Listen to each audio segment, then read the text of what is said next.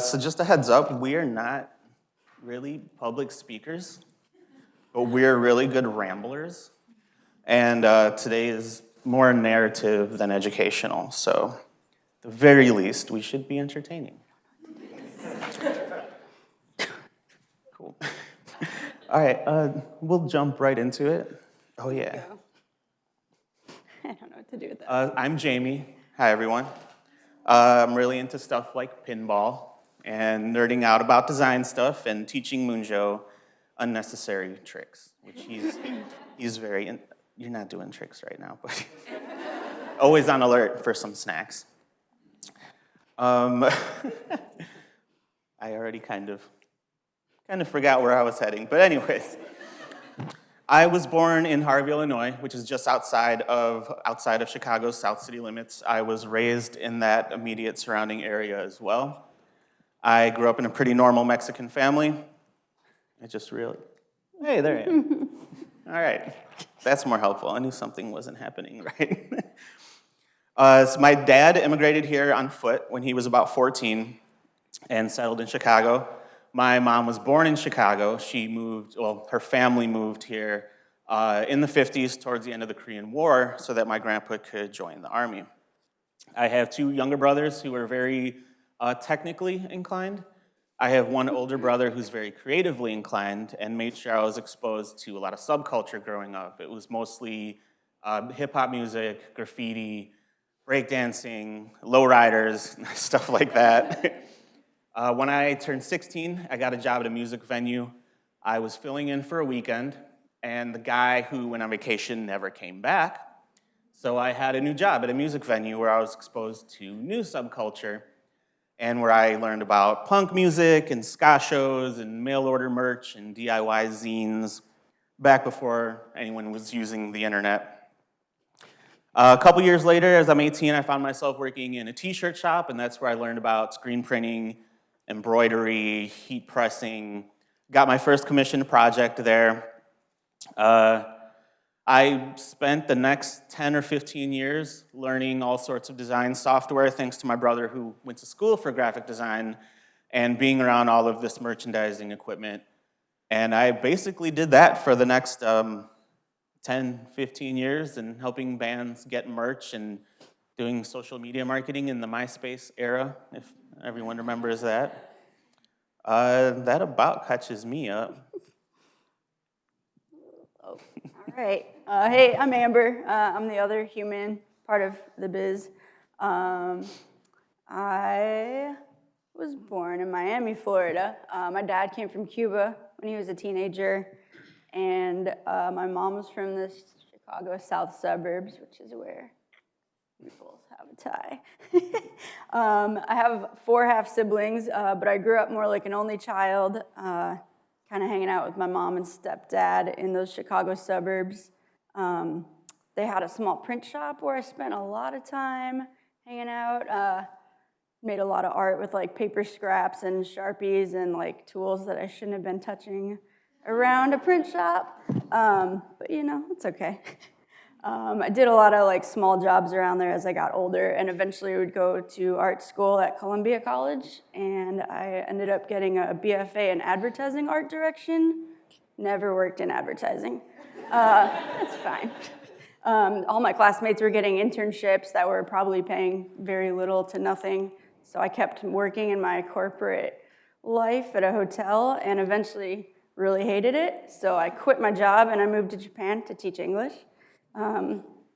So in Japan, I finally had time to like make art for myself and learn that I like coffee eventually. And ended up spending a lot of time at a little cafe that would later become a friend of mine on Instagram because they liked my doodles and I liked their coffee shop. So they would invite me to do like a chalkboard wall for their anniversary party.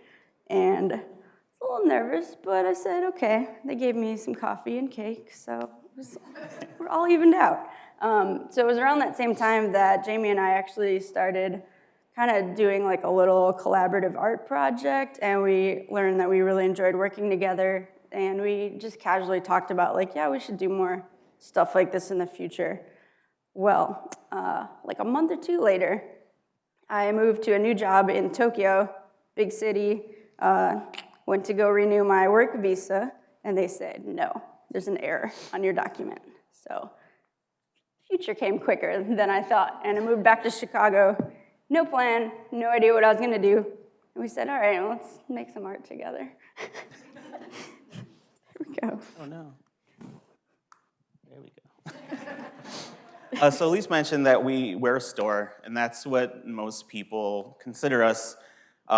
We have a spot in downtown Raleigh, right next to Raleigh Times. We're in the middle of so much stuff. So that's where a lot of people are finding us. But we actually have only been doing that for the last couple of years. Before that, we had started doing pop-ups. It was just us and Moonjo, ordering pizza, going to bars, and trying to sell people shirts, baiting them with pizza. It worked pretty well. We started doing the other pop-up markets and the festivals around the area. We met a lot of really cool artists that were like-minded, a little bit counterculture compared to some of the stuff that we were making appearances with. And this led to us doing group shows. We did group projects, art shows, live art series. Our Basement Battle series was pretty popular. We just kind of did the things that we felt our art scene needed. And it worked out, and a lot of that we tribute to Kismet, honestly. We got asked to do this talk, and we were given the option of the Kismet theme, and we looked at each other and was like, that is clearly our story. So we could ramble all morning. Honestly, our first draft had a lot in it that we had to cut down. But we want to focus on a few times that we feel like the Kismet that came into play was just such perfect timing for us and kind of kept us moving forward. We've changed a lot over the years, and I guess these are just some of our most notable times. All right. So early, when we first started doing these pop-ups, we would pretty much sign up for every market possible. We don't care. Rodeo Fest, whatever. We're doing it. Like, there's people, we're going.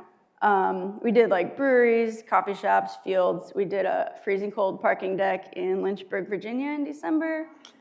Awesome. Drank lots of coffee there.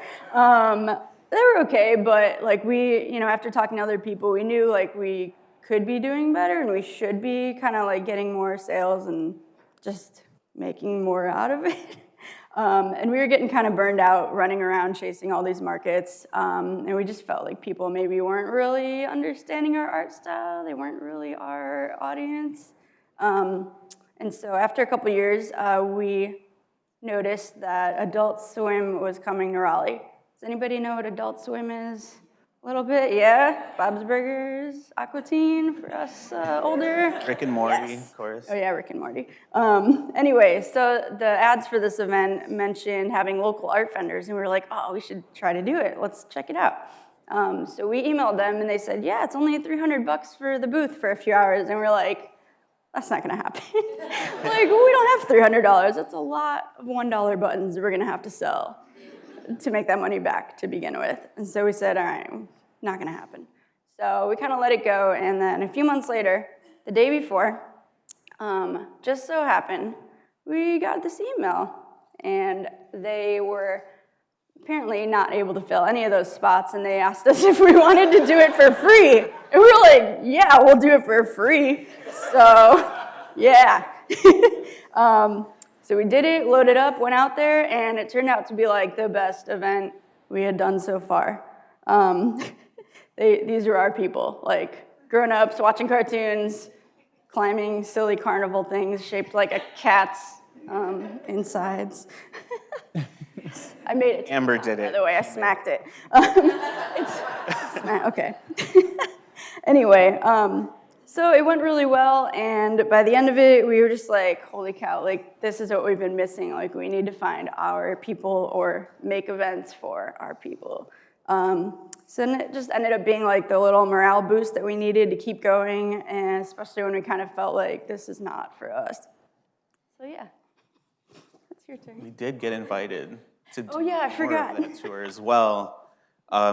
We did well enough and were buddy enough with the staff that by the time we left, We had asked if we could do future events, and we ended up with them for the next 3 cities.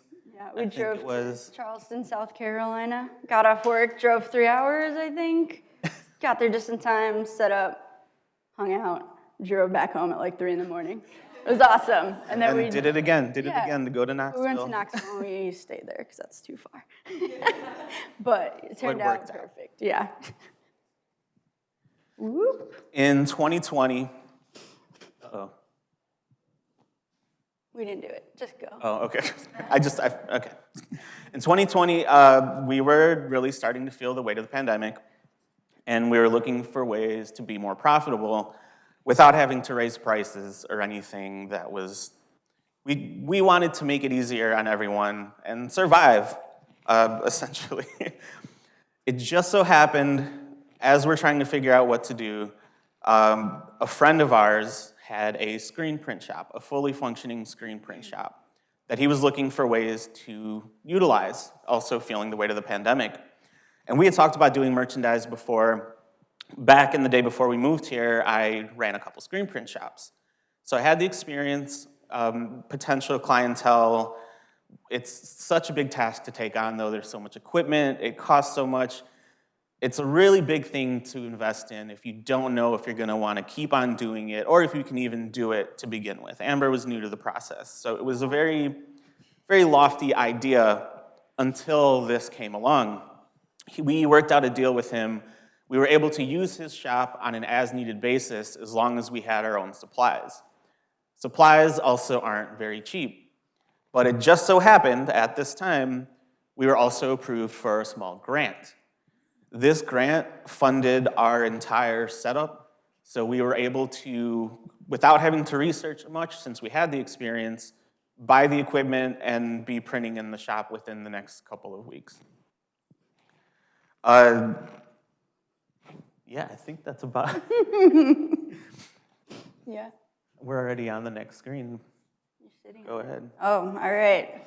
All right, so around the same time, actually, in 2020, before the pandemic was really here, before we accepted it, I kind of had my eye on this empty storefront that I would walk past practically every day and was like, what if we just could rent it? That'd be cool. And I was like, yeah, it's not gonna happen, but I said, let me just email and find out about it. It's probably way out of our budget. It was formerly the Holly Aiken bag store that a lot of people still think we are, but that's okay. So I emailed the owner and I was like, hey, just tell me about the space. And I didn't really get a response, and really at that time, it was not a place for us. Like, we weren't ready to move. It was just me being nosy. So a few months later, fast forward to summer 2020, we were really feeling the impacts of pandemic, of course, and then just the lack of people anywhere in downtown. All the streets were boarded up, and it was just like, why do we have a storefront here? This is stupid. We could be in a storage unit and have the same traffic unit or traffic flow. So we considered moving all our stuff into storage and just kind of rethinking what we were going to do with everything.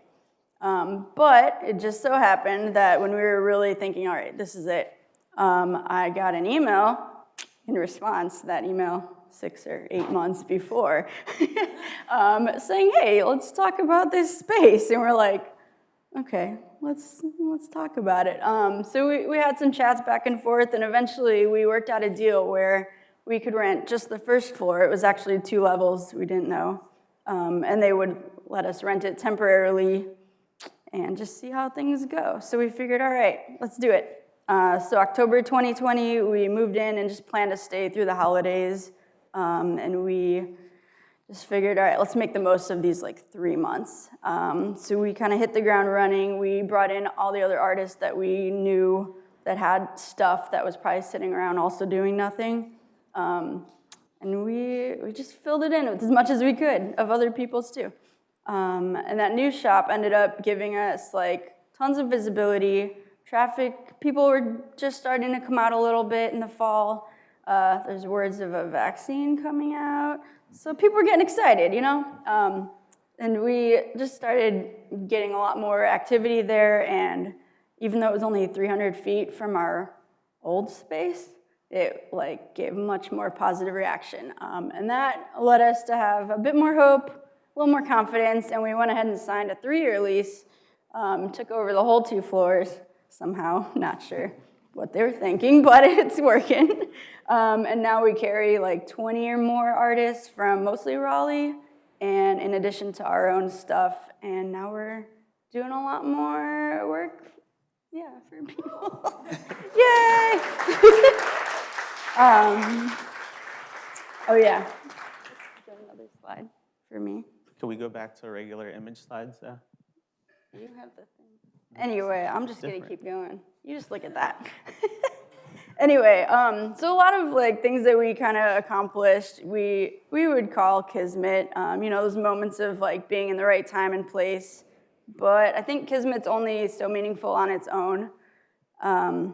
If it weren't for like the consistent work that we were doing leading up to that, those opportunities wouldn't have been quite as impactful.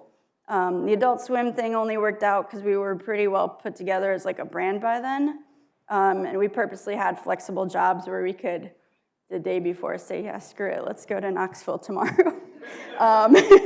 Our friend with the print shop, we only met when we were forcing ourselves to go to networking things like this, even though we were super uncomfortable. And the new shop, like the big shop move, really came after years of like relationship building and being mindful of what we kind of wanted and what we definitely didn't want. So kind of leads us to wonder if kismet is really, really a thing. As much as we do believe that a lot of that was not just timing, but the result of hard work, there's one super kismet-y element, and I know this is what everyone wants to hear about, and that's how we got Moonjo. Because Moonjo came with no effort, no planning at all. He, back in 2016, he was about 4.5 when the family that he had grown up with decided to give him up. And where we're from, if you volunteer your animal, you have a little bit of time to, Jesus Christ, I can't believe this. I didn't even know I had an alarm set. So anyway, so at about 4.5, the family that had raised Moonjo was giving him up. And where we're from, you have a couple days to come back and get your pet, or they put them down. They left him to be put down. But pure chance, so the real like friend of an uncle who knew a guy type situation. The ex-boyfriend of the daughter of the family found out where Moonjo was, and with not a whole lot of time left for him, he scooped him up, took him home, where he had 2 very allergic little sisters. So from what I understand, he was basically living stashed in a bathroom in the basement or something where he could be out of the way, and not by choice, but by necessity. And this kid had an uncle who happened to be a former boss / close friend of mine. They knew I was working from home. They knew I was good with dogs. So I got this text in the middle of the night, this dirty little pile of floof, freshly cut and bathed from his mess in the pound.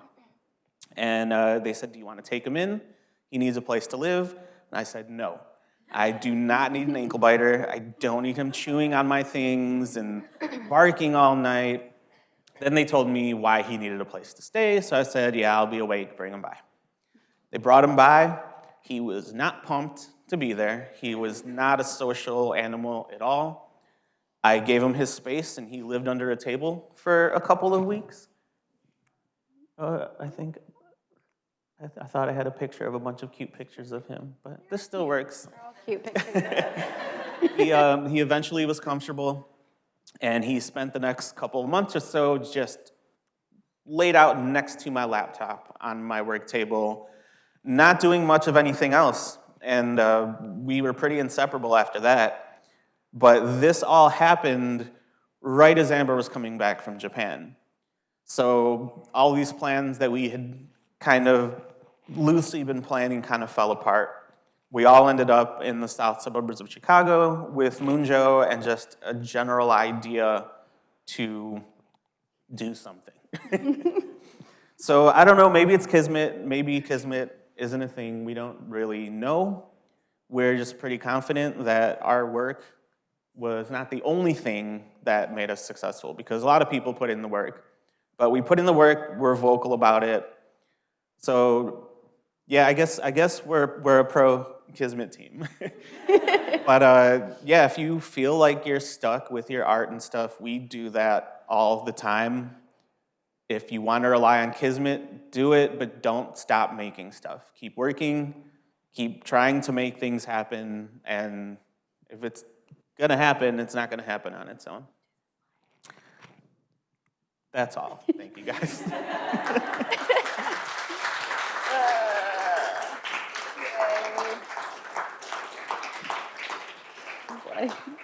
Y'all, thank you so much. That was wonderful. Let's give it up again for Amber and Jamie. Good job. All right, we have a little bit of time for a Q&A. I would love to get some questions from the audience. If you have a question, raise your hand. We have a microphone. Oh, Katie. Why Raleigh? The rent was too damn high in Chicago. That was definitely part of it. But this is kind of attributable to Kismet as well.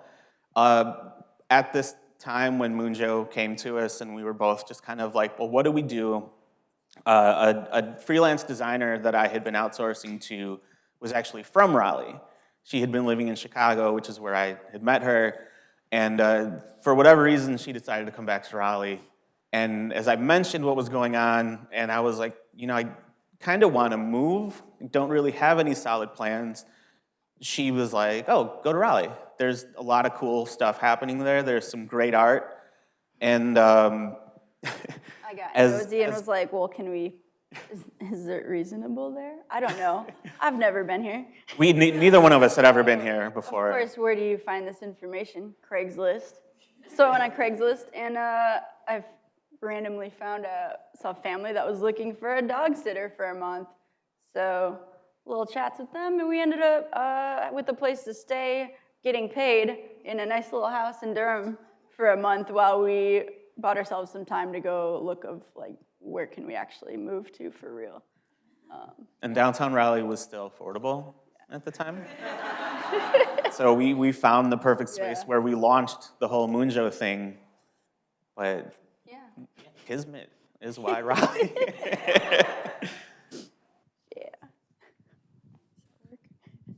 What's up, dudes? This guy. What's up? Yeah, this isn't a question. It's more just like props to you two, because like I remember, buying a T-shirt. I don't know what year it was, outside of the pit, out of a Said made pizza it happen. box. What's that? Said you made it happen. Not me. A little bit. But no, and just like the idea of a success story of like literally selling shit out of a pizza box, But like it's part hustle and it's part doing cool shit, because everywhere I go with that pizza shirt, or like, where did you get that? Yeah. Which is true. Like, again, props to you for the hustle, but also creating things that people love. Because now my kids love it, and my kids want your stuff. And there's something about that that's like best local brand, but it's like creating a culture around the things that you do that I think is what Raleigh's really great at. It's like helping people like yourself turn your dream into destiny, whatever it may be. So just literally keep it up, and just props for that. So it's good to see you on the stage. Yeah. Thank you. I appreciate that.